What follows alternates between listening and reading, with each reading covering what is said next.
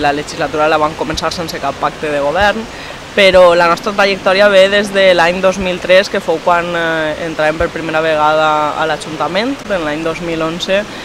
no només consolidem aquests 2 regidors, sinó que a més assolim l'alcaldia en un pacte de govern amb el PSOE que s'ha repetit en aquesta legislatura. Actualment nosaltres regidories tenim 4, som 4 regidors, 2 regidores i 2 regidors. Maria Viu porta Cultura i la vicepresidència de l'Institut de Cultura i Joventut i Promoció del Valencià, i la veritat és que està fent molt bona feina, primer en la gestió de l'institut, que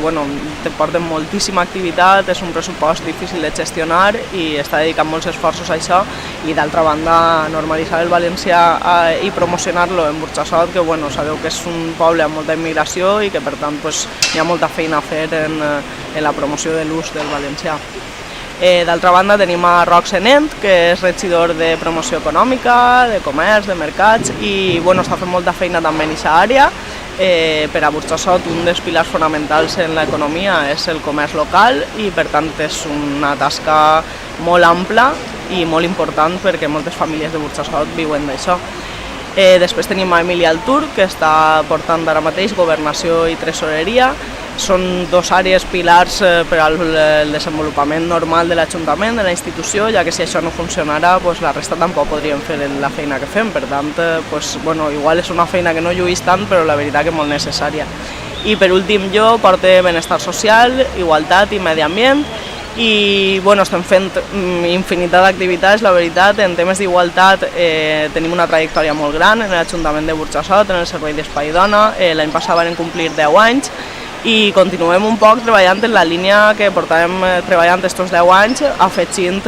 que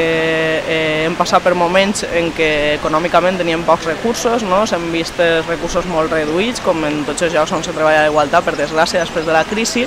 però a poc, des de fa un parell d'anys, estem remuntant econòmicament, no només en el pressupost municipal, sinó a més trobant finançament supramunicipal a través de la Diputació, de Conselleria i d'altres entitats, cosa que ens està permetent impulsar accions noves com una escola d'igualtat a través de la Diputació, el Pla d'Igualtat Municipal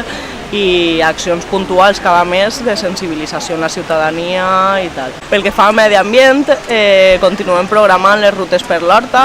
Són unes rutes que en el moment en què llancem la publicitat acabem plenant-se totes les que tenim programades, fins i tot amb llista d'espera, i el que fem un poc és aproximar la ciutadania a l'Horta. En Burjassot tenim la circumstància que la via del tren ens separa de l'Horta i per tant creiem que és molt necessari establir aquesta connexió entre la ciutadania i l'Horta, que s'entenga com a part del nostre poble, que se protegisca i que s'estime l'Horta com a un símbol que és del nostre patrimoni cultural. Una de les exigències que vam fer per a poder entrar en l'equip de govern i que vam aconseguir